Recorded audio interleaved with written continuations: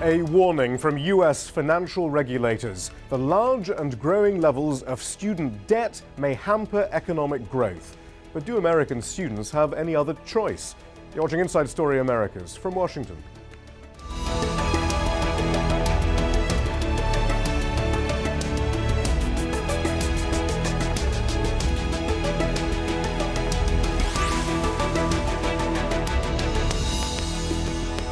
Hello, I'm Shihab Rattansi. The US economy is growing, but only at a rate of 2.5%. And financial regulators say the rising rate of debt as a result of college loans may be hampering the struggling economy. A report from the Financial Stability Oversight Council warns that debt burdens combined with a poor job market mean many students can't make their payments. That then negatively impacts their credit, which then reduces their ability to qualify for loans to buy big-ticket items like homes and cars. And recently, the American Medical Association also warned that the high cost of college tuition is having a negative impact on the medical profession, leading to a decrease in the racial diversity of the physician workforce, as well as a decrease in the number of doctors who specialize in primary care. According to the analysis by the New York Federal Reserve, around 13% of student borrowers owe more than $50,000. We spoke to one student about what these loans have meant for her life. My name is Ashley Lafria. My blog is brought to you by a student debtor. I owe about $50,000 or over $50,000 in student debt. I definitely have come into problems with credit cards where I'll apply to a credit card and they'll say at this time we can't give you a credit card, and I've gotten that same response 3 times. I live paycheck to paycheck and I can already start to understand what that's going to mean for my future. You only catch a break whenever you're already so far under, and it's this push and pull between, okay, so I'm in debt, so should I go the route where I just suck it up and pay my $500 a month and still be dealing with maybe not making rent?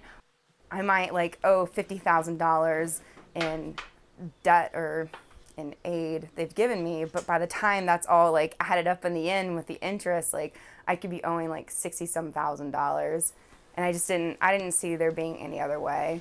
But I knew that I really wanted to go to graduate school, so I just kind of felt like I was in a rock and a hard place. I don't think education is a tool of social mobility. If you can have your parents pay for your education and then you can walk out scot-free of debt, then you're already starting a step above me, because my parents can't pay for my education. So at 24 years old, I'm walking out of undergrad with $50,000. I know other 24-year-olds who have a house, because they can put down money to get a loan. There's no way anyone's gonna give me a loan.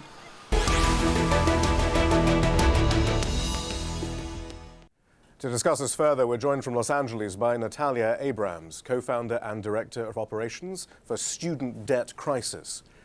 In New York, Mike Konczal is an economist and fellow at the Roosevelt Insitute. And in the studio, Derek Thompson, senior editor at The Atlantic. Natalia, we heard Ashley's story there. Just how common is that story? Just how bad is it for many of those who've graduated? It's increasingly becoming more and more common. I've read over 1,000 stories of students in debt suffering in the same way that Ashley is. We actually have 1 in 5 students now defaulting from their student loan debt. So I would say this is becoming a very large crisis. I mean, the figures as they stand then that we have are that nearly 40% of those who took out student loans owe less than $10,000. Nearly 30% owe between $10,000 and $25,000. Around 18% owe between $25,000 and $50,000.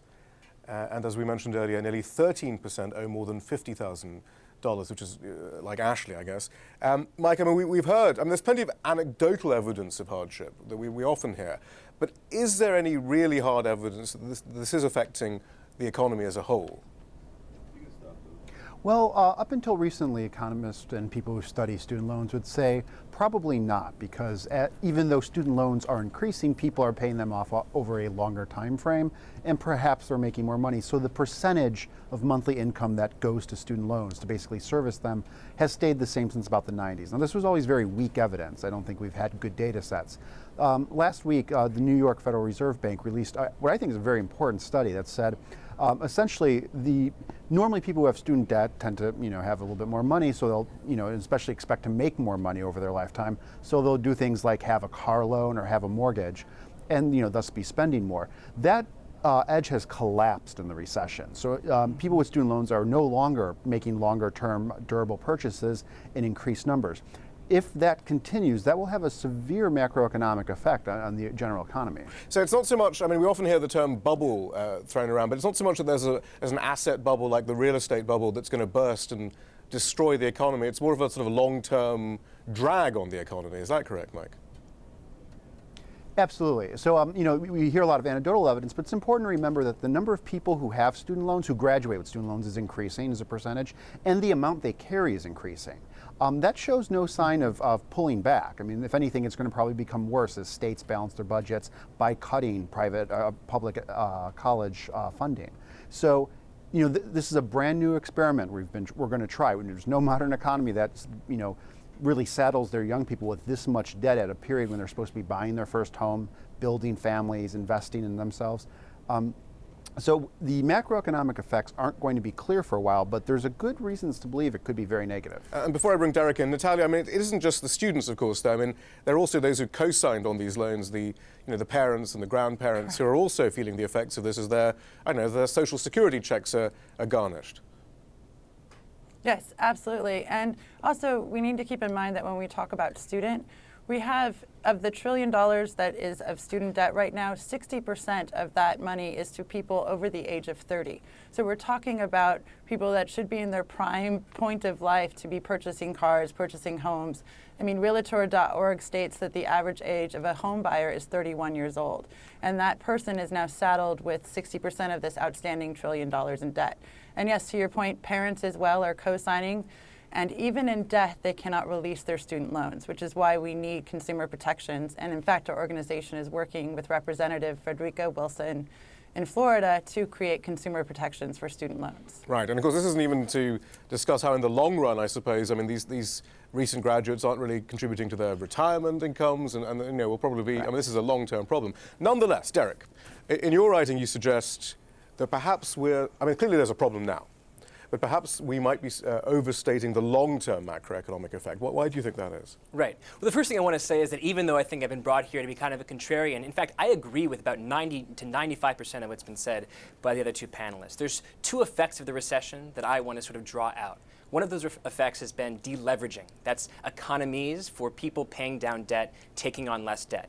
And that's what happens after financial crises. In fact, we've seen that this generation is less in debt than previous generations. In fact, it has the highest share of people who have no debt since the early 1980s, since the government has been keeping track of this. At the same time, we've seen that the opportunity cost of going to school has declined. And economists say a recession is a good time to invest in yourself. There's not a lot of jobs out there. It's a good time to leave the labor force and to invest in yourself and invest in your education. So we've seen an accelerating of young people into education, and education has been more expensive. As a result, we've seen declining overall debt and rising student debt. What's being squeezed is car and house debt. In the short term, that's not a good sign. Cars and houses drive recoveries. We've seen this in the past 5 recoveries. Buying cars and buying houses, they're the big ticket items, they drive recoveries. So it's not good in the short term that that's being squeezed out by student debt.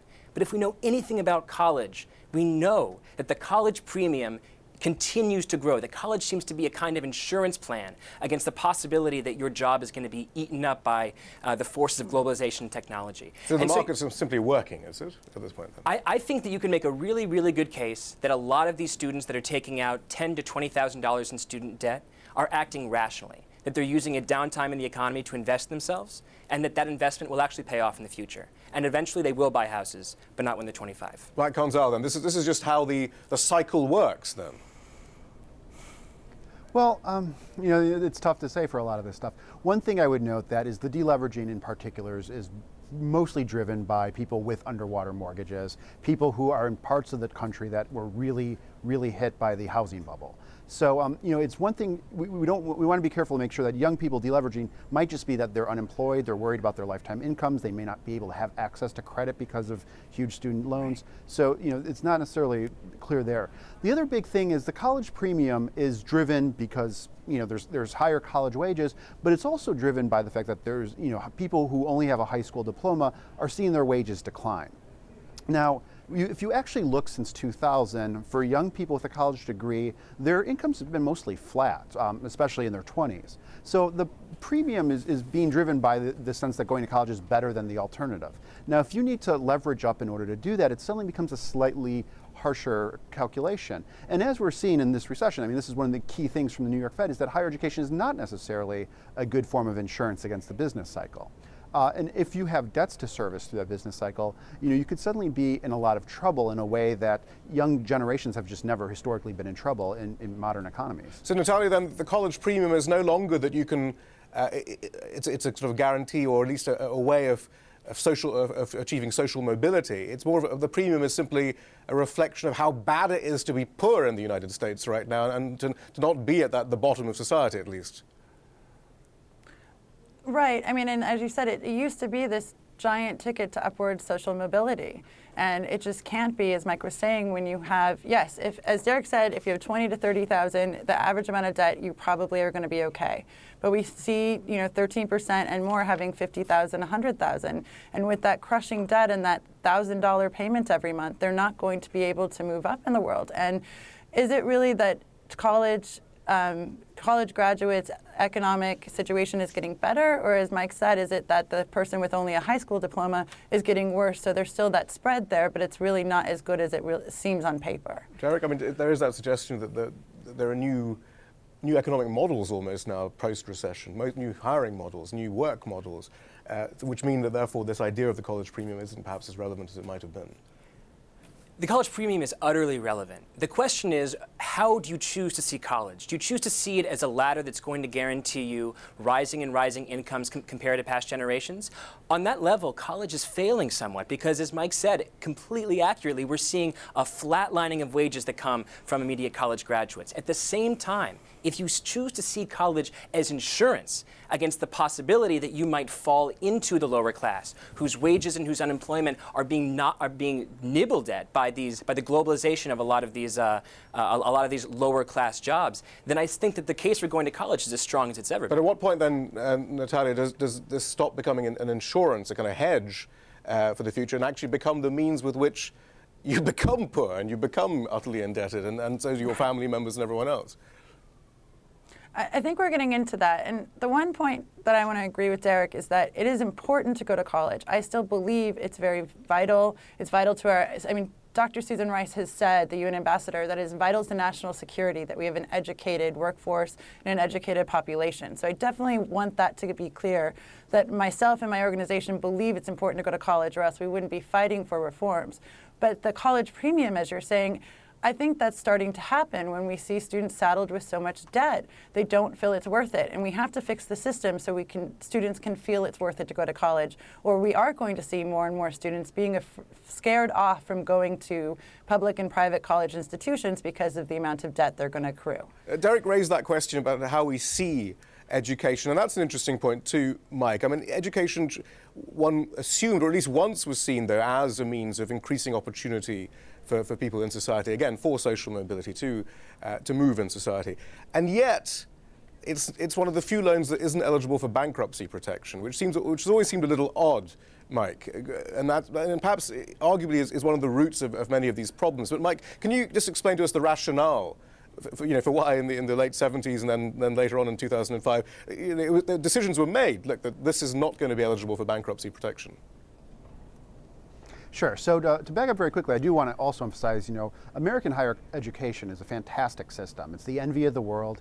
It has been one of the core egalitarian dreams since the 19th century, since the Land-Grant Act under President Lincoln. And crucially, mass public education has collapsed the distance between elite education and mass public education. It's been an innovator in the world in broadening horizons broadening access and mobility. And I think that model is worth fighting for and worth defending. So I mean, I'm absolutely on board with that.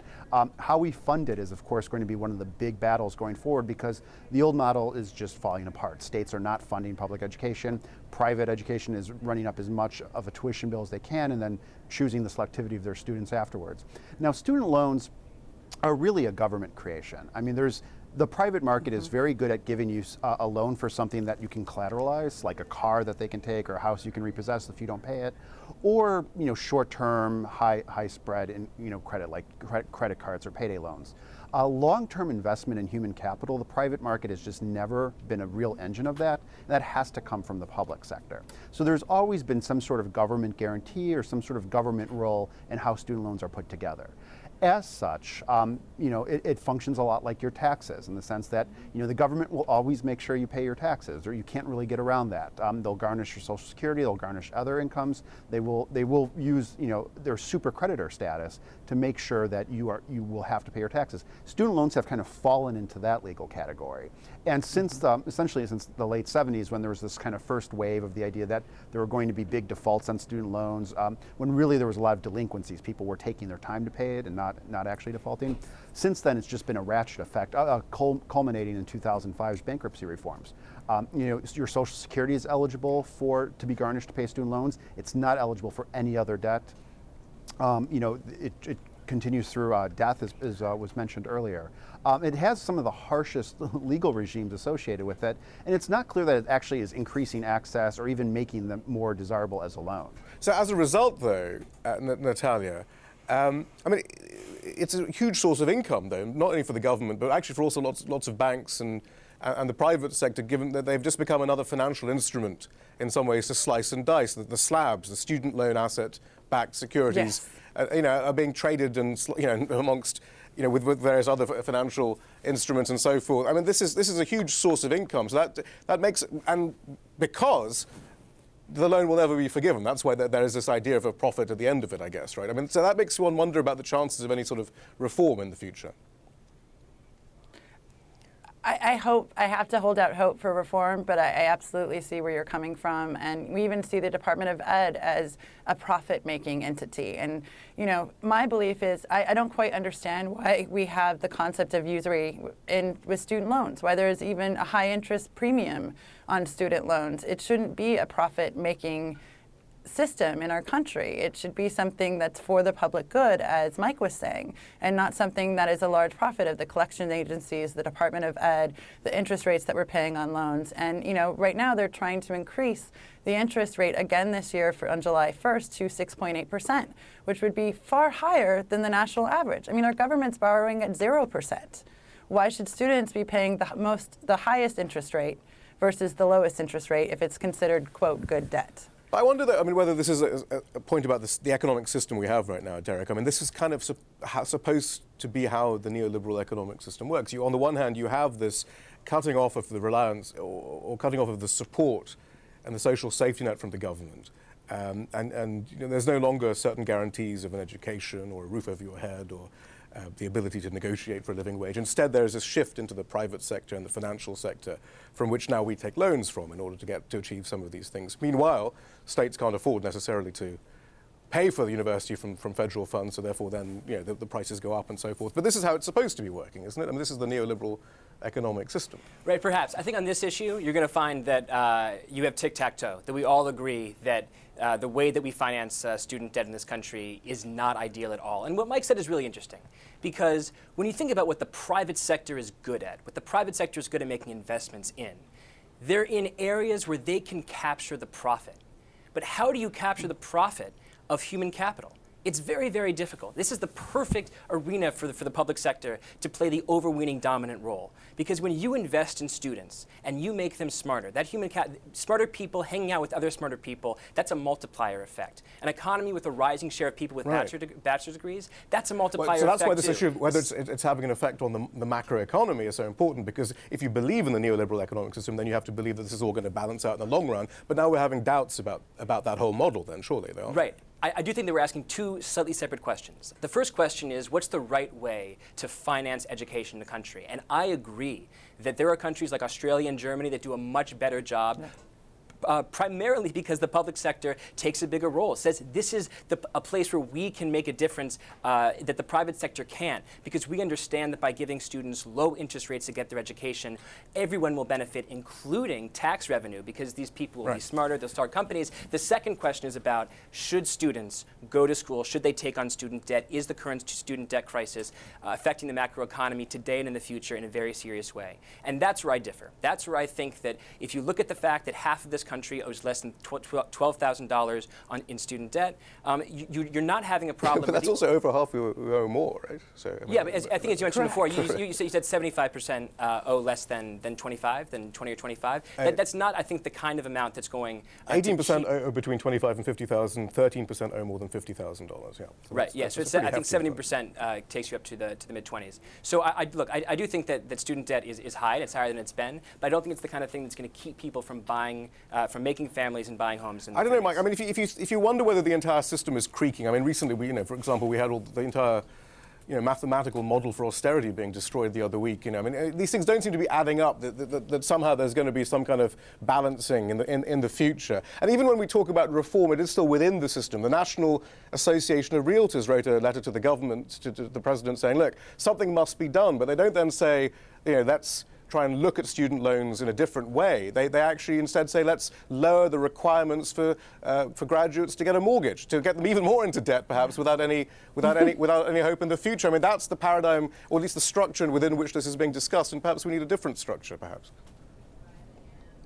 Well, so let's approach it this way. So it doesn't have to be a collapse. It doesn't have to be an asset bubble. Student loans don't have to have this cataclysmic effect for it to be a serious medium-term drag on the economy. I mean, you can always say in the long run this stuff will work out, but the long run's just a bunch of short runs right after each other. And if there's no way in which young people can get the jobs they need to service their debts, get the income they need to build savings that then are used for down payments for mortgages or for cars or for, I'm not saying everyone should be like a, car driving homeowner. There's a lot of different ways to live in the United States, but if they're unable to make durable purchases that are medium term, that's going to be very hard to build an economy that still, at the end of the day, is consumer led. Yeah, but I mean, Natalia, I suppose it's about strategies, though. Given that there's so much money to be made, keeping student loans as just another form of collateralized debt obligation, and for lots of money to be made. Are you going to get anywhere with Congress, or is there an argument to, I guess, the Occupy folks and so forth? Quebec actually was quite a good example in Canada. They kind of tie this in, though, with a wider critique of society and the way that society is going, and late capitalism, for that matter. I mean, might that be the way forward to mobilize, or do you think there is hope on Capitol Hill as things stand to change things? We are seeing more and more people in Congress and people in the Senate introduce bills. We've seen Representative Karen Bass that's introduced the Student Loan Fairness Act that Robert Applebaum and our organization has been working on. We're seeing Frederica Wilson get ready to introduce consumer loan protections. We're seeing Senator Schumer introduce a program that you would not have to pay off your deceased student's loan debt.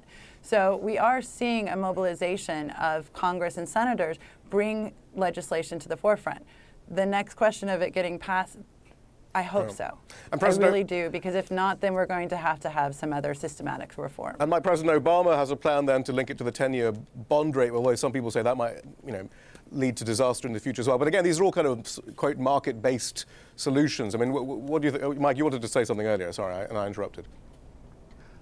Well, one thing that President Obama, under Obamacare, actually did basically absorb a large part of the student market. So most student debt going forward will be government-backed explicitly. So that means that it is much more formally a political creation of the government. And as such, we can demand certain kinds of requirements of it, both consumer protections, and so on and so forth. So there is room for political action here, I think, Derek, that isn't just pure cronyism. Derek, clearly you still believe that the system has the potential to right itself, but you still think there needs to be some sort of reform in the short run? Oh, I do. Yeah. I do. I wish ideally that we had lower interest rates, that we had cheaper schools, that schools that had lots of student aid did a better job of finding poor students, that we had better ways in this country, really, of directing students who don't have as much money to schools that will service them with great educations at a cheaper price. And there's lots of ways to do this, both in an online world and in a world of lots of information, and that there are sort of solutions to this crisis. Yeah, but market-based solutions seem to information. get mixed up with the enormous amount of money to be made from collecting I guess I'm thinking about the low-hanging fruit Right. here. I'm saying we don't have to go through the political world to find a solution to this. Derek Thompson, thank you very much. Mike Konczal, thank you. Natalia Abrams, thank you as well. That's all from the team in Washington, D.C. for now.